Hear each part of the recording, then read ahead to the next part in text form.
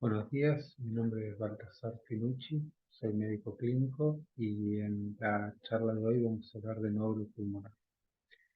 Ahí les dejo mi mail de contacto y como dice en la primera diapositiva, todos los esfuerzos médicos y diagnósticos cuando uno detecta un nódulo pulmonar tienen que ver con tratar de diagnosticar malignidad y poder ser exactos en resecar lesiones que sean malignas y no intervenir sobre lesiones que sean benignas. Y en realidad la metodología complementaria actual lo que intenta es darnos información sobre la posibilidad de que estas lesiones sean unas u otras.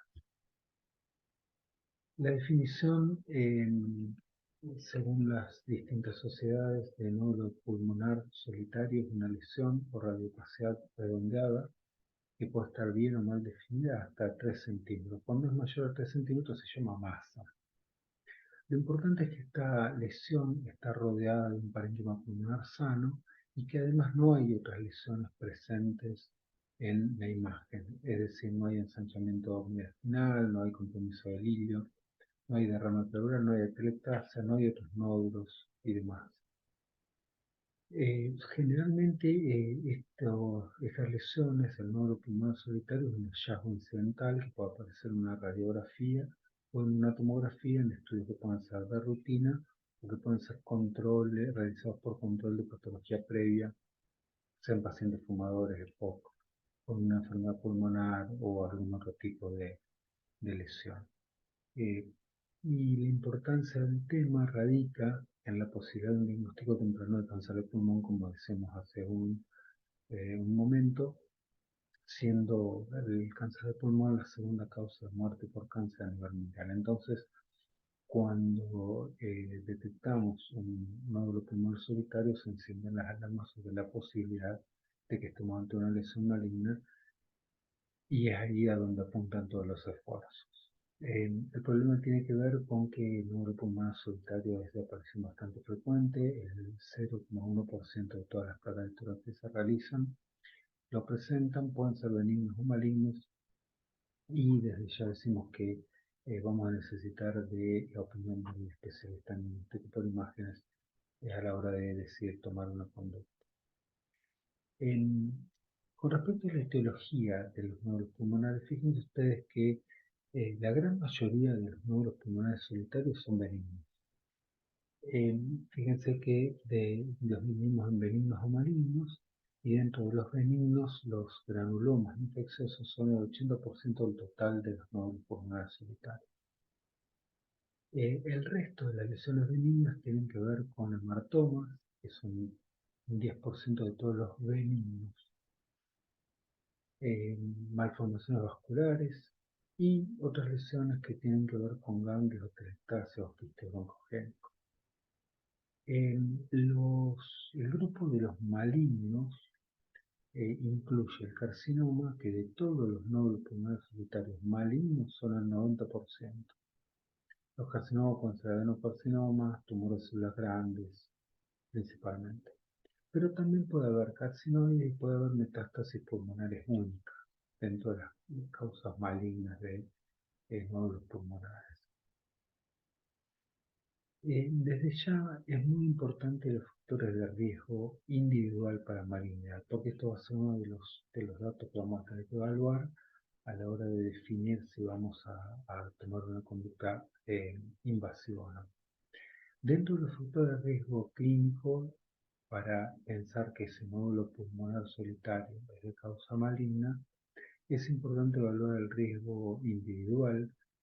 Dentro de esto el tabaco como factor de riesgo de malignidad, los antecedentes familiares de cáncer de pulmón, mientras que la edad, sobre todo la edad baja, menos de 30 o 35 años, disminuye el riesgo de que ese nódulo pulmonar solitario sea maligno. Tengamos en cuenta entonces que cuando detectamos un nódulo pulmonar solitario vamos a tener que evaluar ciertos aspectos individuales para poder tomar una conducta. Con respecto a los factores de riesgo imagenológico, así como recién hablamos de los factores de riesgo clínico, también hay factores de riesgo imagenológicos para pensar en malignidad. Y dentro de estos, uno de los factores más importantes es el tamaño del nódulo, ya que a mayor tamaño, mayor es el riesgo de malignidad. Esta podemos decir que es la principal característica para orientar el diagnóstico de un nódulo pulmonar solitario. Y es que se debe promediar el eje longitudinal con el eje corto, obtener imágenes de reconstrucción del corte coronario y cervical, y tenemos que medir en los distintos cortes o en las distintas incidencias el eje del nódulo y redondear al número entero más próximo. Entonces, el riesgo de malignidad es del 1% cuando los nódulos son menores a 6 milímetros.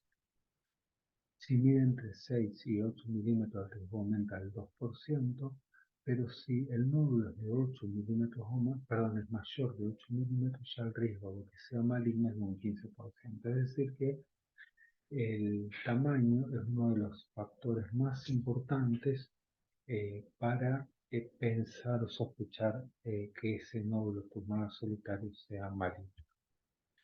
Otro dato imagenológico muy importante es la tasa de crecimiento. Podemos decir que el nódulo que crece tiene más riesgo de ser maligno. Ahora, el tiempo de duplicación es el indicador más sensible de tasa de crecimiento. La duplicación se refiere al aumento de un 30% en el tamaño del nódulo pulmonar solitario, un 30%. Y fíjense ustedes que cuando el tiempo de duplicación es de 600 días, el riesgo de malignidad es del 1%.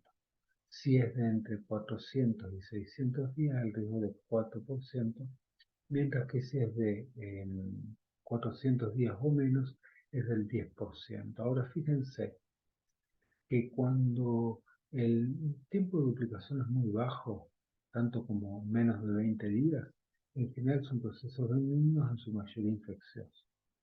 Y fíjense ustedes que los nódulos pulmonares solitarios malignos tienen un tiempo de duplicación más corto, entre 20 y 400 días, y en general se duplican en los primeros 100 días. Así que fíjense ustedes qué importante que es la tasa de crecimiento, así como también el tamaño y las variaciones en el tamaño para sospechar malignidad. Ahora vamos a ver algo sobre la clasificación, pero les voy adelantando que los nódulos subsólidos que persisten tienen un tiempo de duplicación muy prolongado, hasta 5 años, pero a su vez tienen alto riesgo de malignidad. Así que aquí tenemos también otro dato que ya vamos a desarrollar un poco. Otro dato importante es el contenido. Ustedes sabrán que aquellos nódulos pulmonares que contienen grasa, uno en general los relaciona con eh, benignidad por la aparición en los amartomas. Pero tengan en cuenta que también los liposarcomas y algunas metástasis pueden tener contenido graso. Así que el hecho de que el nódulo tenga grasa, informada por tomografía, no nos asegura que esa lesión sea benigna.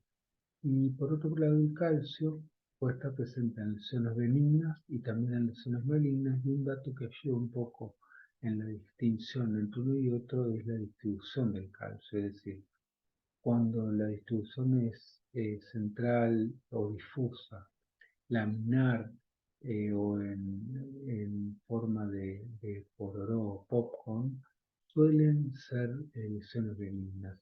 Las lesiones malignas suelen tener una disposición más amorfa, punteada o excéntrica del calcio. Eh, Otro dato importante que vamos a recibir en el informe tomográfico tiene que ver con la localización. Los nódulos malignos generalmente son de lóbulos superiores, sobre todo en el lado derecho. Esto tiene que ver con la llegada de gases carcinogénicos a esos sitios del pulmón, mientras que aquellos nódulos pulmonares solitarios de localización subpleural o cercano a las cisuras suelen ser ganglios u otras patologías benignas. Con respecto a los bordes, también es importante tenerlos en cuenta, ya que los bordes lisos, bien delimitados, suelen ser más comunes en lesiones benignas, mientras que las lesiones malignas más comúnmente tienen bordes espiculados o más irregularidades con un valor predictivo positivo del 90%. Es decir que cuando recibamos un informe tomográfico en un nódulo pulmonar solitario, sería importante prestar atención al tamaño, a la localización, al contenido y a los bordes, y después en las evaluaciones sucesivas también tener en cuenta la tasa de duplicación o el crecimiento. La radiografía de tórax a veces es el primer método diagnóstico en el cual se detecta un nódulo pulmonar solitario, por lo tanto tenemos que tener algunos conocimientos sobre los datos que podemos obtener de este método. También nos puede aportar algo de tamaño, tasa de crecimiento, bordes, presencia de calcificaciones. No obstante, todos estos datos van a ser mucho más precisos cuando los obtenemos de una tomografía computada de alta resolución. Lo mismo decimos de los bordes, el borde especulado, como también habla de lesión maligna, como también la calcificación, un poco lo que dijimos recientemente sobre esta característica. Fíjense ustedes que las calcificaciones en la radiografía se observan con una sensibilidad del 50% solamente, así que la tomografía desde ya que aporta mucho más precisión en esta característica. Con respecto a los cambios en el tamaño, un nódulo que nosotros encontramos en una radiografía a un paciente, le solicitamos placa de los últimos 2 meses y no estaba presente, es poco probable que sea maligno. Con respecto a la persistencia del nódulo, ya vamos a ver algunos datos más precisos, pero el concepto de que el nódulo que permanece estable por 2 años es poco probable que sea maligno, tenemos que tomarlo con cautela porque hay nódulos, como decíamos recientemente, nódulos subsólidos persistentes que pueden estar más de ese tiempo y tener malignidad. Así que eh, hay que tener precaución puntualmente con algunos tipos de nódulos pulmonares solitarios. La radiografía de tórax, por supuesto que tiene limitaciones, sobre todo cuando hablamos de nódulos pequeños, nódulos de bordes no tan netos, y también nódulos ocultos, por ejemplo, por costillas y demás. Nuevamente, repetimos que la tomografía tiene que ser el método con el que hagamos descripción y seguimiento de los nódulos pulmonares solitarios. Para reforzar algunos conceptos, la tomografía de tórax ha mejorado la capacidad diagnóstica de los nódulos, la capacidad de descripción de todas las características que mencionamos recientemente, y es conveniente solicitar cortes de 1,5 mm para poder analizar correctamente estas características. Aquí tenemos de vuelta un poco lo que mencionamos más en detalle. Acuérdense que tenemos que prestar atención a los bordes, que cuando la lesión es maligna suele ser especulada o irregular. Las calcificaciones que en las lesiones malignas son más amorfas o punteadas. El tiempo de duplicación, que es el aumento del 30% para las lesiones esféricas. Y recordar que la tomografía computada de alta resolución con cortes finos mejora la sensibilidad, y así como en el caso de la radiografía de tórax, el límite de detección del cambio de tamaño es de 3 milímetros.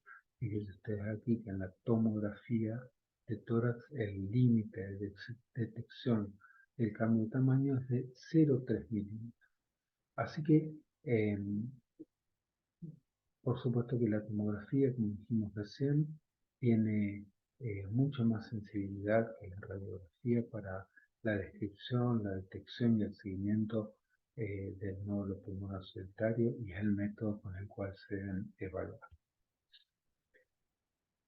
Esto es muy importante también porque no todos los nódulos pulmonares solitarios son iguales y no todos tienen eh, el mismo seguimiento y el mismo pronóstico. Así que los nódulos ustedes van a ver que el tomografista los va a describir en sólidos y subsólidos. Los nódulos subsólidos suelen por lo común ser transitorios.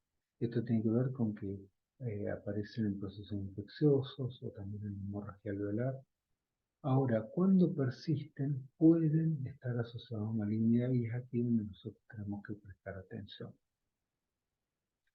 Dentro de los nódulos subsólidos, a su vez, hay una descripción o una subclasificación en no sólidos y parcialmente sólidos.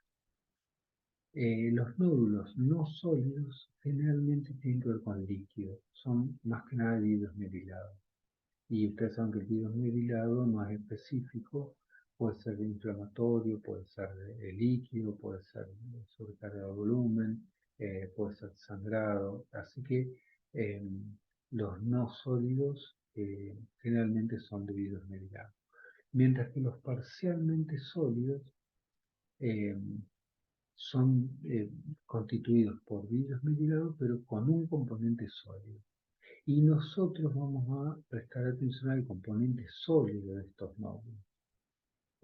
Cuando el componente sólido es mayor de 6 milímetros, nosotros tenemos que prestar atención porque pueden estar, eh, pueden ser de etiología maligna. Así que prestemos atención a esta clasificación eh, que es importante para la práctica y para el seguimiento. Al comienzo de la exposición les decía que íbamos a tener que prestar atención a las características individuales de los pacientes. Así que cuando nosotros tengamos un paciente con un nódulo pulmonar solitario, generalmente un hallazgo, vamos a tener por un lado características individuales de los pacientes que lo van a ubicar como de alto o de bajo riesgo, y por otra parte las características imagenológicas que recién hablamos en detalle.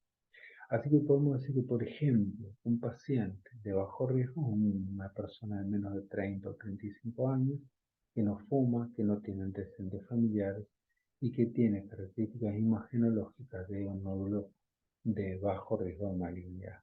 Lo contrario sucede en el paciente de alto riesgo, típico caso de una persona mayor de 60 o 65 años que fuma y que tiene un antecedente familiar de cáncer de pulmón, o que desde el punto de vista imagenológico tiene características tomográficas de malignidad. Así que nosotros tenemos que hacer un interrogatorio preciso, evaluar bien los antecedentes, hacer un examen físico completo y además prestar atención a las características imagenológicas, porque todo esto nos va a permitir tomar una decisión lo más acertada posible sobre qué hacer con ese nódulo. Así que bueno, ¿cómo seguimos el nódulo pulmonar solitario? Siempre con tomografía computada de alta resolución. Y fíjense que hay detalles porque no todo, como les decía al comienzo, no todos los nódulos los vamos a seguir de la misma manera. Los nódulos pulmonares solitarios, sólidos, hablemos, ¿no es cierto? Dentro de la clasificación vamos a hablar de los sólidos. Que miden menos de 6 milímetros. Acuérdense que los habíamos clasificado según el tamaño de menos de 6 milímetros, de 6 a 8 milímetros y más de 8 milímetros, con distinto riesgo de malignidad según el tamaño. Los nódulos que miden menos de 6 milímetros por tomografía, como dijimos que eran de bajo riesgo de malignidad, no requieren en general seguimiento, pero en pacientes que tienen riesgo individual elevado, por ejemplo, un paciente tabaquista con antecedentes familiares de cáncer de pulmón, que tiene un nódulo pulmonar sólido de menos de 6 milímetros, lo que se le puede ofrecer es una tomografía de control en un año, ¿sí? Por el riesgo de malignidad bajo. Ahora, cuando el nódulo pulmonar solitario sólido es de 6 a 8 milímetros, que dijimos que tiene un 2% de riesgo de malignidad, se sugiere repetir la tomografía en un periodo de 6 a 12 meses. Y la decisión de repetir la tomografía a los 6 o a los 12 meses tiene que ver con el riesgo individual justamente, ¿tá? Y también con las características tomográficas. Sí, cuando nosotros repetimos la tomografía, hay un crecimiento que es dudoso, que es sospechoso, o el paciente tiene factor de riesgo, volvemos a repetir una tomografía entre año y medio y 2 años.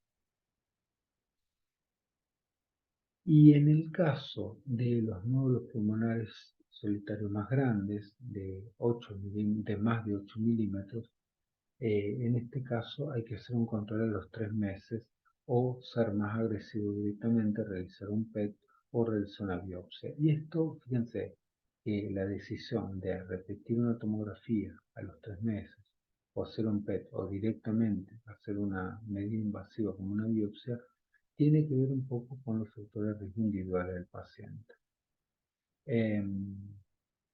Cuando hay cambios en el tamaño, sobre todo, se debe siempre hacer un estudio histológico, pero en su lugar, aquel nódulo pulmonar solitario de incluso los de más de 8 milímetros que a lo largo de 2 años no se modifican, uno debe considerarlos benignos y ese es el límite de tiempo y a partir de ahí no es conveniente, no es necesario seguir estudiándolos.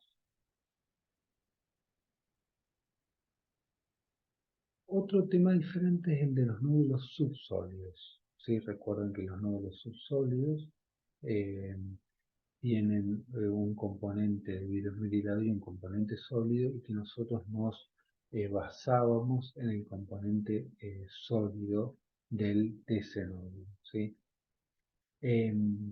Y que estos nódulos generalmente desaparecen, pero que cuando persisten en el tiempo meritaban un estudio por el riesgo de malignidad.